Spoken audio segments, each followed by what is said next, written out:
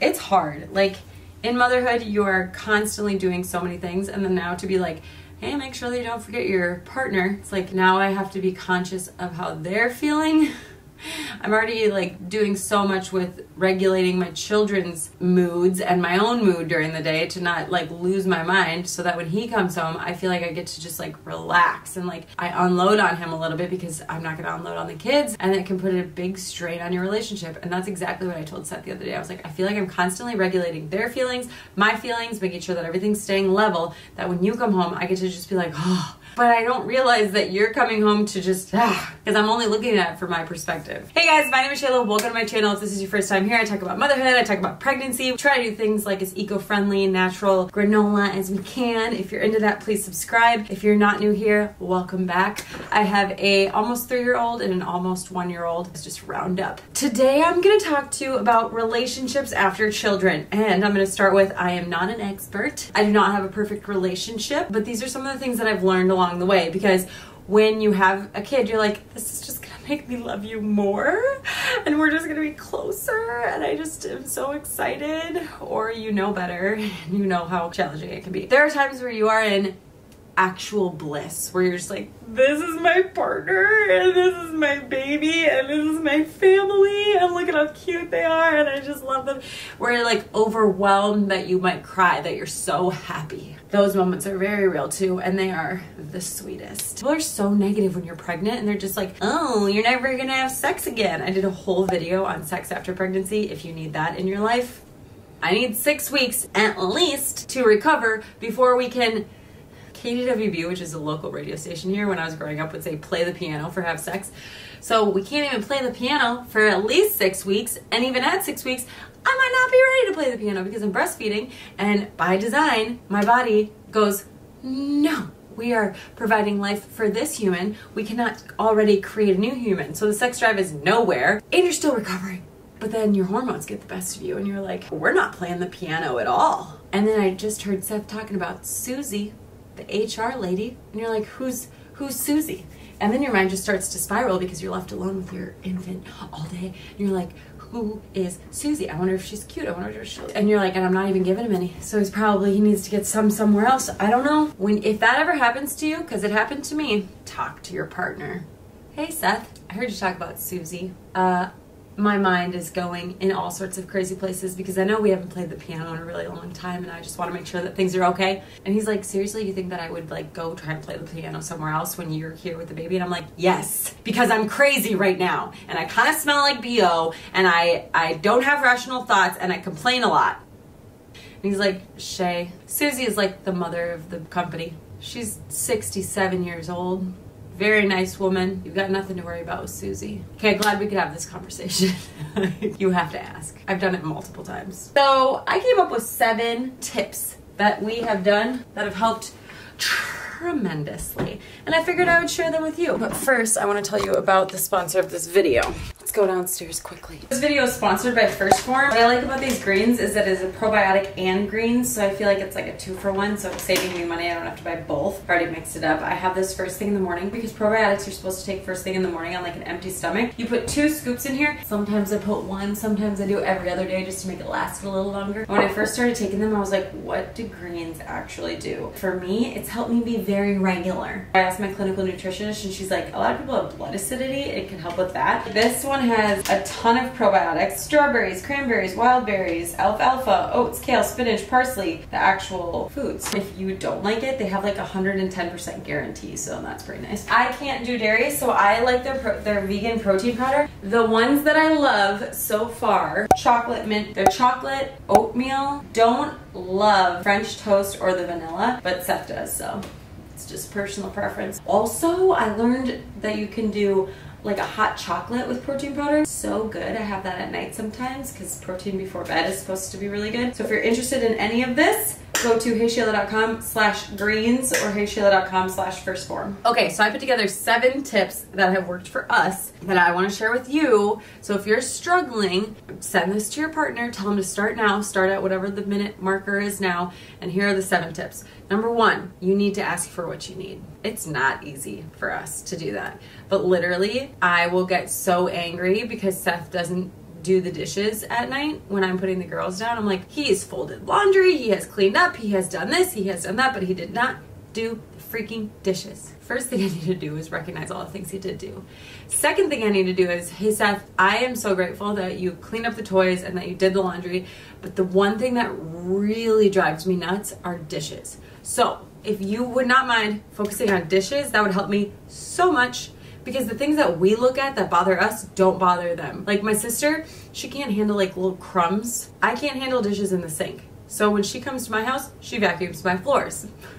When I go to her house, I load and unload her dishwasher. That's totally fine. Tell them what you want help with specifically. And usually the best time to realize what you need help is when you start to feel that resentment, when you're like angry inside and you're boiling. Take a deep breath. Try and figure out how you can ask this question productively later, where if I could just go zip it, later I could be like, hey Seth, one of the things that I really noticed is that the dishes are in the sink, and like that's the thing that I try and keep up with the most during the day. Like if I can at least get that done, I feel good. So I love that you helped me, and if we could focus on the dishes, I can pick up the toys, and that's like easy. Ask him later when the heat, the rage has settled. But the resentment part is the part that you know where you need to ask for help.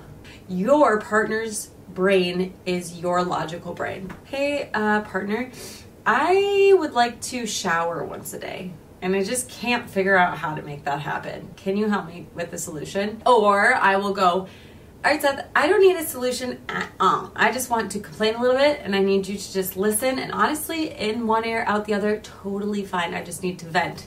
And then you just get to vent away, and then they go, and they've got all the solutions, but that's not what you're looking for right now. You just need to talk it out. Number 2, keep leaning in and believe they're doing the best they can. So Seth is really good at asking for time to himself. I said this in a different video. He'll be like, hey Shay, can I just go take 20 minutes upstairs? I just need a break. And I'm like, I don't ever get a break. Why are you getting a break? This is what, look. First of all, I never asked for a break. Second of all, he's not gonna ask for a break unless he needs a break. So then I need to come with compassion and be like, yes, you can absolutely take a break. Can I take one when you're done?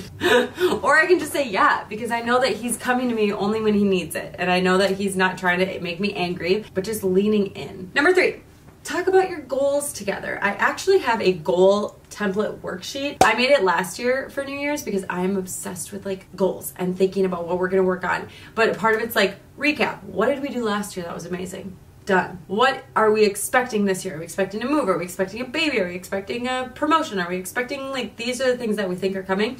And then like, let's dream massive. What do we want in the next 5 to 10 years? If we could have anything, we don't need to know the how, but this is like our dream of what we can come up with. Done. And then the next one is take some of those and like, what are actionable steps to make? You want to make X amount of dollars? How are you going to do that? Can you get a promotion? Do you need to go back and get your bachelor's? Do you need to do a side hustle? Do you need to, like, how can you tangibly make that goal actually happen? And then you pick like a bunch together. So on my website, I think it's like $15. Hey Shayla gives you a discount. I think it's like goes closer to $10. But that way you can go through with your partner. Because I feel like when you're working together as a unit towards something, it like makes that thing so much sweeter. And then you guys know that all these tough moments are really hard, but like you're both working for something together. And maybe your goal is to just deepen your relationship together. So then you find like a challenge that you can do together, or you go to therapy or whatever. Your focus is just leaning in and connecting with each other for therapy.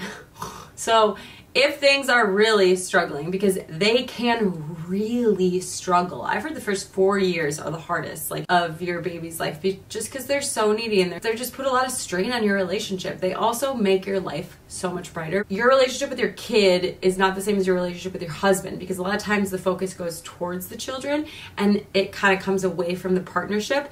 And I heard this one time and I loved it. My partner is my number one and our children are our number one. My partner is my number one. We need to keep a good relationship to keep the family. And then my children are our number one. But for sure, if you need to go to some therapy, go get some freaking therapy. It's nice to have a third person who can just listen to these things and kind of be like, oh, what do you think about that? Do you see it that way? Just have an outside trained perspective and like a non-biased perspective on like how to help you through things. And then they give you tips for how to deal with your conflicts. Like typically there's a common theme that keeps coming up in relationships, talk to your therapist about it, and they go, okay, this is what's happening. This is what you're doing. This is what you're doing. You need to come in here and you need to do this, and like give you some tangible tips for what to work on. We've done it before. It's fantastic. Number five, learn their love language. Physical touch. Do they need you to like come and give you a kiss when they get home? Do they need words of affirmation? I love you, I missed you. Do they need acts of service? I got your favorite cereal from the store today.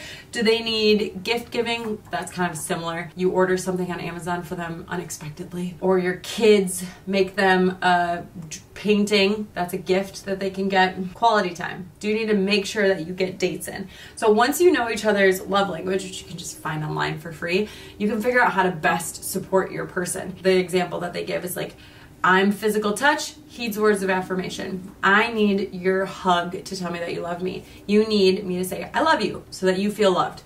So let's say he keeps saying, I love you, I love you, I love you. And he doesn't hold my hand, he never hugs me, he never puts his hand on my back, he never like does any sort of physical touch. I'm like, Seth, I'm just not feeling loved by you. And he's like, what? I like tell you that I love you all the time. I tell you you're beautiful all the time. I tell you that whatever. Well, I don't feel that because my love language is physical touch, vice versa. And so like knowing how they feel love, that way you can give it to them and know how you feel love too, so that they know how to give it to you. Number 6 is take time to connect. This is gonna look different. It used to be going to a baseball game, going on a trip together, going out to dinner, and like if you can do those things, take it away, my friend. Go do those things and connect. For us right now, connecting is like when we're all snuggling in the bed and we touch feet or we hold hands above the pillows. Make eye contact. It's just so underrated because you're constantly, like I'm putting away dishes as he's telling me a story and I'm like checking my phone as we're watching a show together. If I can just stop, say, what happened today? Tell me what happened today. Like, what did Susie say? That Susie's so funny. Zeroing in and giving, we call it undivided. So if he's on his phone or I'm on mine to be like, hey, can I get some undivided? And then you know to put your phone away. Don't underestimate those little connections, like getting some popcorn after the kids go to sleep for 20 minutes. Like don't be like, oh, this is all we can do, whatever. Write each other love notes and leave them for each other when one wakes up or one goes to sleep, like, or text at work. There's so many little ways that you can just connect with your person, and you just have to figure out what that looks like for you guys, because this is a weird season and you have to just find the little things that are just going to keep that thread strong. And then number 7, I have put yourself in their shoes. Putting yourself in their shoes is a big one. Sometimes Seth will come home from a super long day. I am so stoked that he's there and I'm like, I just need a shower.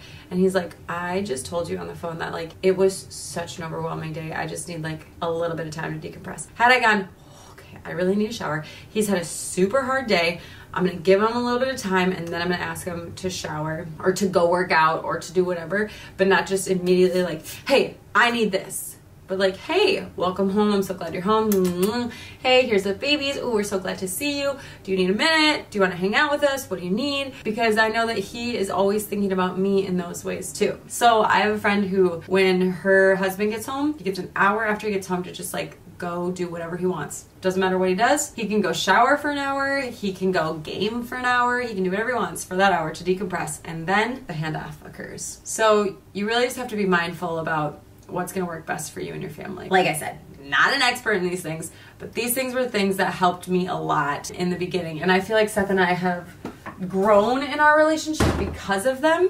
We've definitely like come together and just gotten stronger, because when I was dating, if something like wasn't really working, I was out. I was like, this is too much. This is not, it's clearly not working. And when Seth and I started dating, he's like, you don't just get to jump ship when something doesn't work. And I was like, yes, I do. What do you mean? It's not working. I don't want to hang out for anymore. And he's like, no, you work through things when they don't work. We've only been married less than a year. We've been together for like 5 years. The marriage thing kind of like solidifies it even further, where you're like, yeah, I'm not just gonna leave if things are not working out. Both of us work very hard to keep leaning in, to keep connecting, to keep talking to each other, to keep the spark alive, to keep the relationship strong. So I hope these tips were helpful for you. I hope that you heard that like, yeah, it's super hard the first couple of years, and that's okay. Your relationship's not failing. This is a hard season. So just keep leaning in, keep going.